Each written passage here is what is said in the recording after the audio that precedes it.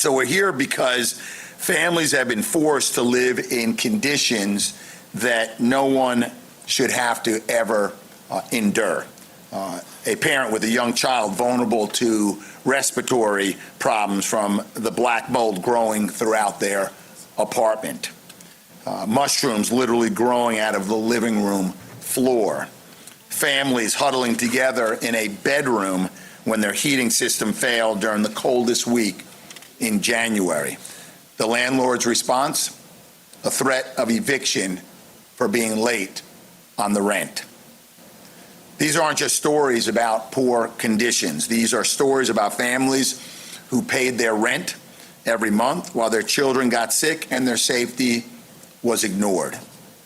Today we're announcing that we've reached an $11 million settlement with the Heather Hill Property Company and Heather Hill Operating Company for violating consumer protection laws.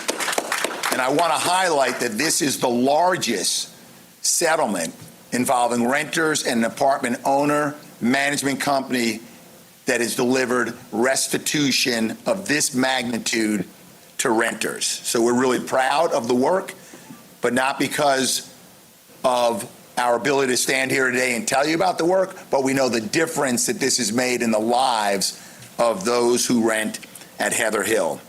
Prince George's County leadership welcomed a new development in a fight to help some of the county's renters. This is what justice looks like.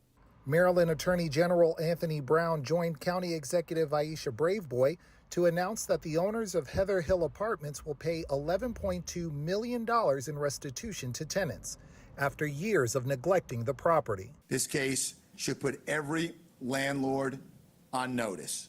You can't cash rent checks while your tenants live in unsafe conditions. Attorney General Brown says the owners of the Heather Hill Apartments not only let the 459-unit building fall into disrepair, they also collected rent for more than 2 years illegally because they lacked a proper rental housing license. Instead, they continued to charge rent, threatened late fees, and even tried to evict tenants from homes that were never even safe to begin with. The AG's office says the company ultimately got a rental license in January of this year, after they addressed issues at the complex, including resolving fire code violations.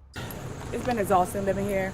Armani Barber has been living in Heather Hill Apartments since 2021 and says she's had to struggle with mold and a broken window and AC unit, all while pregnant with her daughter. It was pretty bad. It's embarrassing bad. I didn't even allow people to come over to my home, just because things was bad. Although the settlement is welcome news for many here in the complex, some say they're still waiting for long-standing issues in their units to be fixed.